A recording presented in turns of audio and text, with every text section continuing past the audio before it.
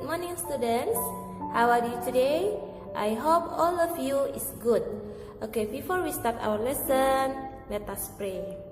Dear Almighty God, thank you for your blessing until this time.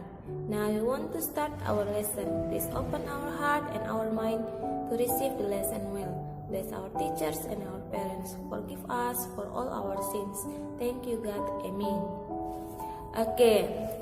Nah, hari ini kita belajar matematika masih dalam bilangan bulat, namun dengan materi yang berbeda, yaitu menyelesaikan soal cerita. Open your book page 23. Ya, dalam buku kita ada materi tentang menyelesaikan soal cerita bilangan bulat. Yang perlu Miss ingatkan supaya kamu perhatikan. Jika menyelesaikan soal cerita, yang pertama sekali kamu lakukan adalah tentukan dulu apa yang diketahui dalam soal tersebut. Yang kedua, tentukan apa yang ditanya. Dan yang ketiga, langsung kamu buat dalam model matematikanya. Jadi tentukan bagaimana operasi hitungnya. Lalu yang keempat, jangan lupa boleh kamu perhatikan kembali, diulang kembali. Jika ada yang salah boleh diperbaiki sampai jawaban yang diminta dari soal tersebut benar-benar tepat. Oke, nah sekarang Miss akan memberikan contoh soal kita melalui video. Diharapkan kamu perhatikan ya.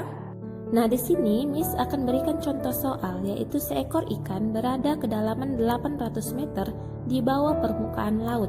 Ikan berenang sejauh 150 meter menuju permukaan laut. Posisi ikan itu sekarang berada titik-titik-titik. A. 950 meter di bawah permukaan laut. B. 950 meter di atas dasar laut. C. 650 meter di bawah permukaan laut. D. 650 meter di atas dasar laut. Nah sekarang kita akan jawab. Kita tentukan apa dulu yang diketahui, yaitu 800 meter di bawah permukaan laut, 150 meter menuju permukaan laut, dan yang ditanya yaitu posisi ikan itu berada di titik-titik-titik. Lalu kita akan jawab. Kita menjawabnya boleh langsung dalam model matematika, namun di sini agar kalian lebih paham, Miss akan gambarkan ilustrasinya. Nah, ini permukaan laut ya sama dengan 0. Ya, jika dia menuju ke bawah, turun ke bawah, maka dia bernilai negatif. Jika naik ke atas atau ke permukaan laut, maka dia bernilai positif. Tadi 800 di bawah permukaan, maka turun ke bawah. Miss akan tarikan gambarnya seperti ini. Negatif 800 meter. Lalu katanya menuju permukaan laut. Kalau menuju berarti naik ya nak, maka positif 150 meter.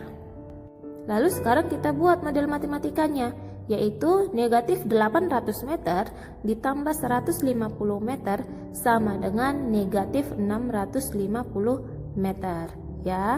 Jadi posisi ikan berada 650 di bawah permukaan laut. Karena dia negatif tadi, negatif itu kan turun ke bawah, di bawah.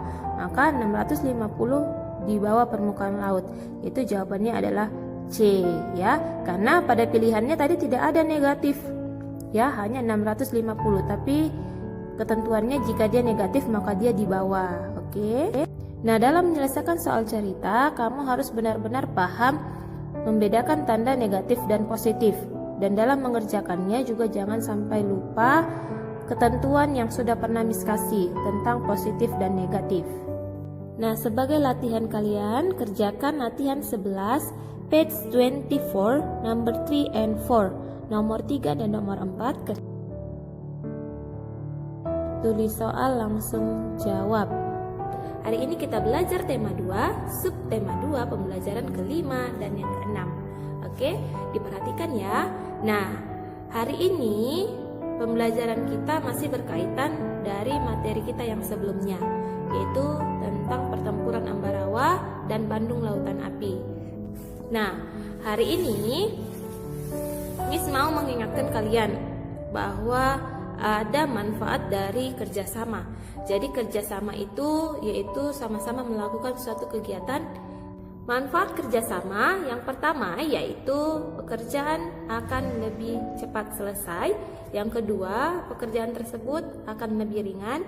Yang ketiga, kita akan menghemat waktu dan tenaga. Yang keempat, kita akan mendapatkan banyak teman. Yang kelima, akan mempererat persaudaraan. Sekarang kita akan belajar gerakan tari indang. Open your book page 87. Di sana ada langkah-langkah menggerakkan tari indang.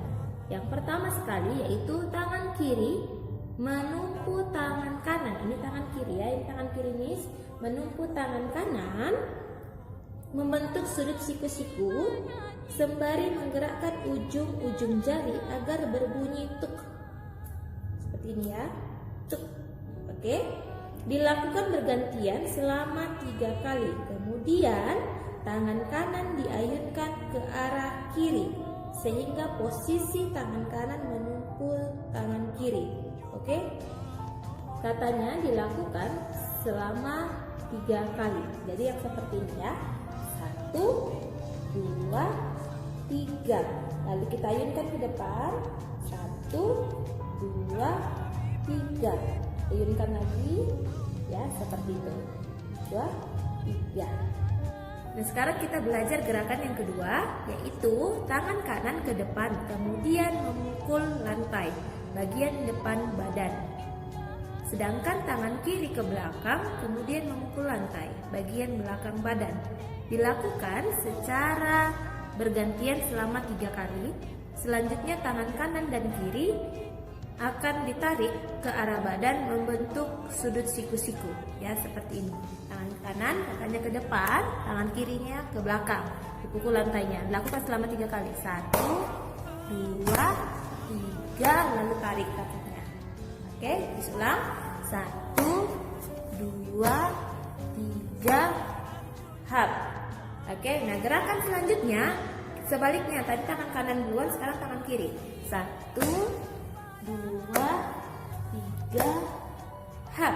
Ulang ya, tangan kiri duluan. 1, 2, 3, hap. Oke, bisa ya. Nah, sekarang gerakan berikutnya yaitu posisi badan ke arah kanan. Kedua tangan diletakkan di atas paha kanan, tangan kanan di atas tangan kiri. Kemudian pergelangan tangan digerakkan bersama dengan kaki digerakkan selama 4 hitungan.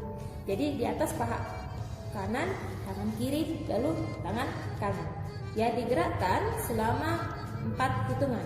1, 2, 3, 4. Oke, Miss ulang. 1, 2, 3, 4. Ya.